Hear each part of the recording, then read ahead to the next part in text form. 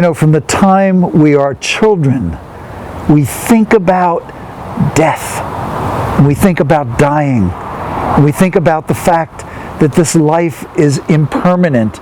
It's a lease deal. And what is our job?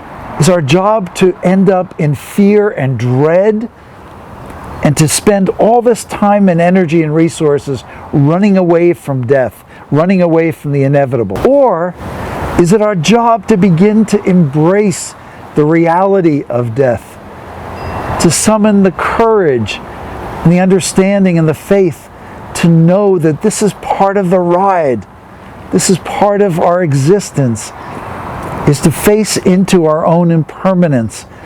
And maybe one of the great gifts of that is to leave a legacy of love, to, out of gratitude, leave this beautiful place better than when we found it, to some way contribute to the lives of our children, grandchildren, future generations, that they may experience some of the great gifts and miracles that we had.